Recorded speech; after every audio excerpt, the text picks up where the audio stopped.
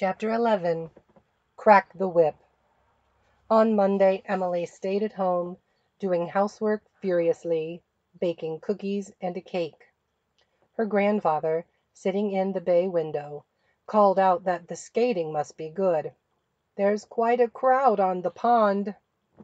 A little later, he observed that he had seen Khalil go past, without Yusuf, and when Emily came to sit beside him after frosting her cake, he remarked thoughtfully, "I like to see Khalil playing with American boys for a change."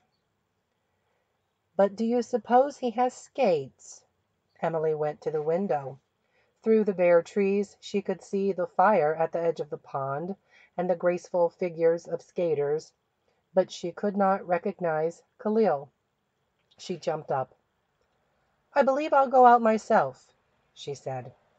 She bundled into her short jacket and furs and caught up her skates. It was growing late. The snow was a cold pale blue, and the crowd was thinning out. Only a handful of boys remained, shouting at the far end of the pond. Skating near them, she saw Khalil with a red muffler flying above his shabby coat. He didn't have skates, but he was pleased, she saw, to be one of the group. He was laughing and struggling to stand up on the ice. He waved at her excitedly. She turned and skated slowly to the other end of the pond, looking beyond the yellow willows to her little white house, grimy gray against the snow. The locust tree rose ghost-like above its forsaken bench, and the bare trees on her hillside blurred against the sky, where the sun hung like a red Japanese lantern. When she turned again, the boys were playing crack the whip. Hands locked, they were skating in Indian file. They gained speed, and the leader, a burly, overgrown boy, stopped suddenly with a warning yell and pulled the line around. It broke, and the skaters went whirling over the ice. Good fun, no doubt, but pretty violent, Emily thought, skating peacefully with her hands in her muff. The line formed again, and this time at the perilous end a red muffler flamed. But Khalil didn't have skates, and he was much smaller than the others. She pushed forward. Seeing her coming, the leader started skating. Khalil ran frantically behind the last skater, who held Khalil's hand firmly. He lost his footing, but his companion would not release him. The leader yelled, "Hold on!" and cracked the whip with savage vigor. Khalil went rolling and tumbling over the ice. The boys skated away, whooping, "Dago! Dago!" Emily cried after them, but they would not stop. At the fire, they tore off their skates and went scrambling over the slough. "Barbarians!" she exclaimed as she helped Khalil to his feet. He was shouting a stream of unintelligible something. What did the Syrians speak? Arabic? Emily wondered. He was trying to wave his arms, but whenever he waved the right one, he yelped with pain and pulled it back against his breast. A little English broke into his talk. Emily gathered that his tormentors were dogs and that God would punish them in a number of dramatic ways. Tears of rage were running down his cheeks. "Never mind them," she said, putting her arm around him. "How do you feel?" "I'm killed, ma'am. I'm going to die. God save," he sobbed. "Oh, no, Khalil, it isn't that bad. My arm, she hurts terrible." He was cradling his right forearm in his left hand. "Come over to the house," said Emily. She skated slowly while he hobbled beside her. Reaching land, she took her skates off quickly. Grandpa Webster was waiting at the front door. "What's the matter?" "I'm killed, sir. God save. I'm going to die," said Khalil.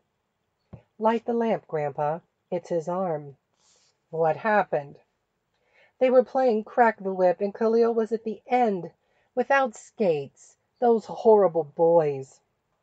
Khalil's fist brushed away the last of his tears. It's because I'm a foreigner, ma'am, he explained. It's because I speak the English funny. That's no reason for them being so mean. Emily took off his worn overcoat gently, but he winced. She took off his jacket and rolled up his right sleeve and ran her fingers cautiously over the forearm. It's swelling, but it's just a simple sprain, I think. You look at it, Grandpa. He took the small arm in knowing fingers while Khalil waited with anxiously dilated eyes. Just a sprain, Grandpa Webster agreed. Make a cold compress, Emmy. Some cookies might help, too. Did you know, Khalil, that cookies were good for sprains? Cookies? Sweets? That's it. They sat down beside the stove and, while Emily applied cold compresses, Khalil munched cookies and her grandfather talked. I saw plenty of sprains in the Civil War. The Civil War? Abe Lincoln's war. Were you a soldier, sir?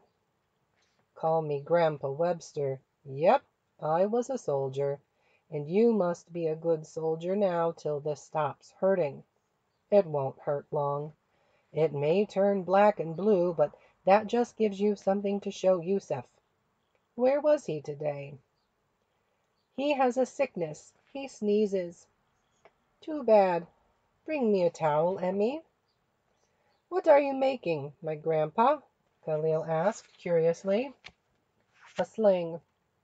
Did you make things like that when you were a soldier? Yep, made 'em by the dozen. The shirt was rolled down, the jacket and shabby overcoat replaced.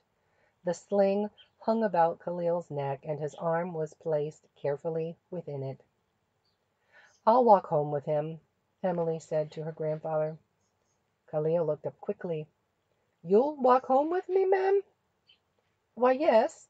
You wouldn't mind, would you? Oh, no. I am full of thanks to you. It's a good idea, Grandpa Webster said. She can explain to your mother what happened. I'm ashamed of those boys. It was because I speak the English funny, Khalil said again in a confidential tone. He took up his cap. Goodbye, my grandpa. I am full of thanks to you. Peace to your age. Peace to your age.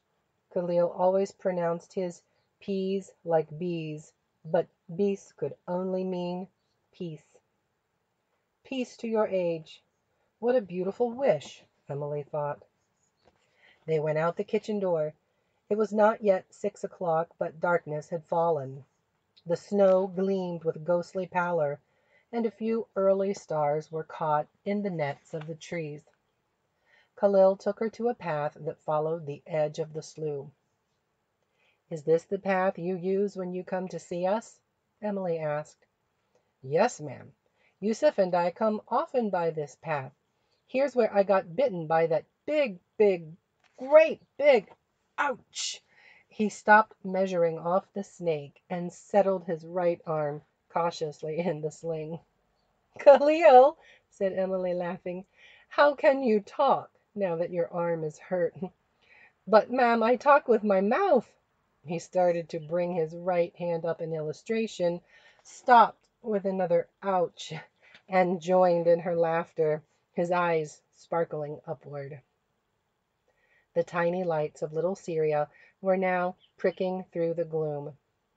You've lived here a year? Emily asked.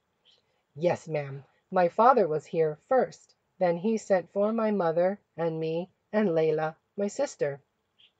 How do you like it? Oh, very much. America, she's a dandy country. Emily had not visited little Syria in several years, and night veiled it now, but she remembered it as a dirty, dilapidated place. The humble little houses stood side by side, facing an eastern hill on which rose the ramshackle mansion of old Mr. Meacham. He had come from the East years ago and bought all the land in this valley. Then he had it cut into building lots and had built himself a fine house. When he had failed, because of the distance from the center of town, to sell lots to his fellow citizens, he had sold to the Syrian colony and had stayed on in his mansion, cutting himself off angrily from the rest of Deep Valley. He still had money.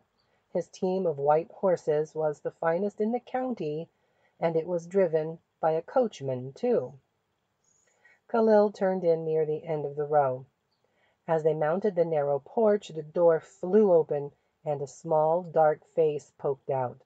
A little girl's face, although she was wearing earrings. Long black braids, with red rags woven into them, swung on either side. At sight of Khalil, she let out a welcoming cry, but when she saw Emily, she darted away. Her place in the doorway was taken by a tall man with a huge, flowing mustache. Behind him peeped a small woman in a full-skirted, faded, purple dress. She also wore earrings. They were all talking at once, with vehement gestures, in whatever language it was that Syrians spoke. Layla wore glass bracelets which jangled as though they, too, were eager to have their say. The father, presently, broke off into English. "Welcome, miss. Come into my house. My house is honored." Emily made out the stately words in spite of the stumbling pronunciation. She found herself inside and seated. The small parlor was lighted by a kerosene lamp hung from the ceiling. A cast-iron stove in one corner quivered with heat. There were several cheap wooden chairs, a low table, and a low bench ran around all four walls. The room was carpeted cheerfully in red. Khalil continued talking in the foreign tongue, gesticulating madly with his good left arm.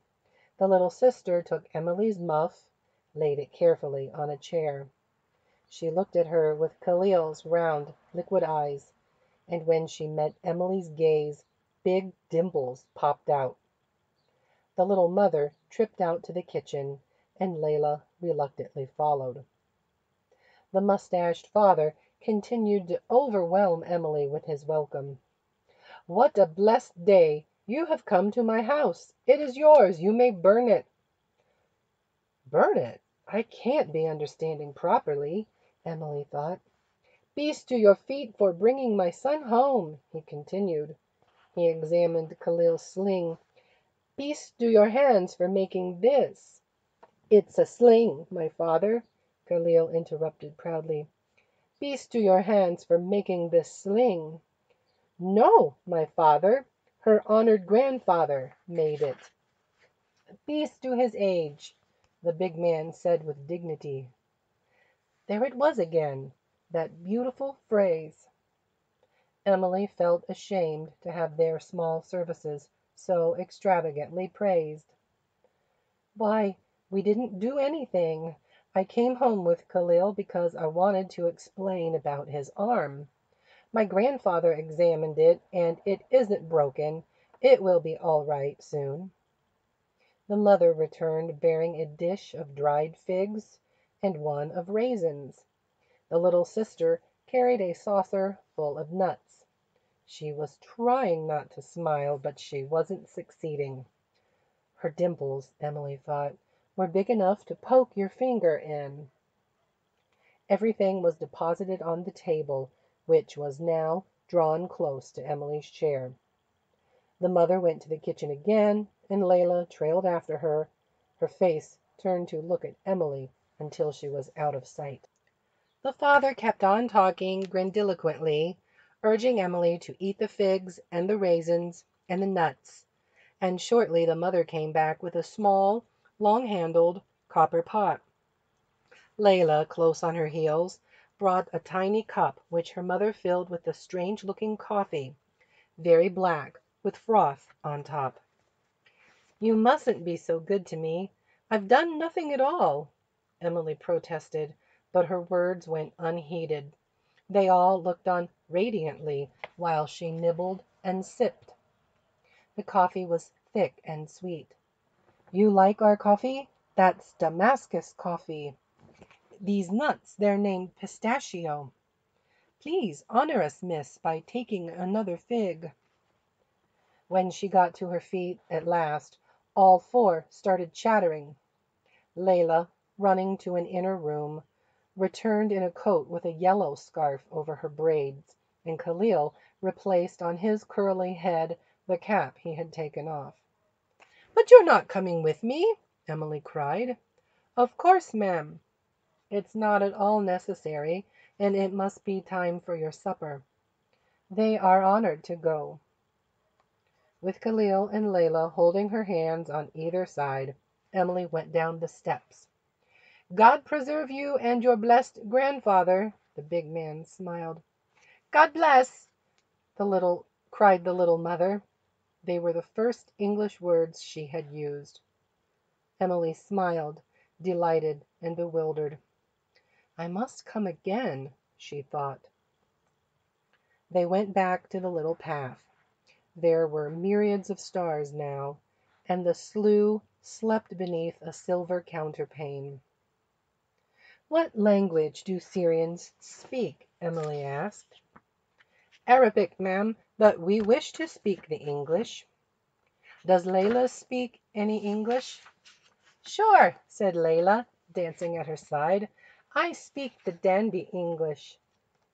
"And she sings," said Khalil. "My sister sings like a sparrow." "No, sparrows don't sing. You must mean like a thrush." "Sure, she sings like a thrush." "I wish you would come to my house and sing for me some day. Does your mother speak English?" "No, she's a woman. Women," Khalil explained grandly, "don't speak the English much." "Your father," remarked Emily, "speaks wonderful English." She paused for a tactful approach. "But I was puzzled by something." "What was that, ma'am?" "He said I could burn your house." "Oh," answered Khalil, shrugging. "He said that to be polite. Of course, ma'am, he knows you won't do it." "But she could, if she wanted to, my brother," Layla reproved him gently.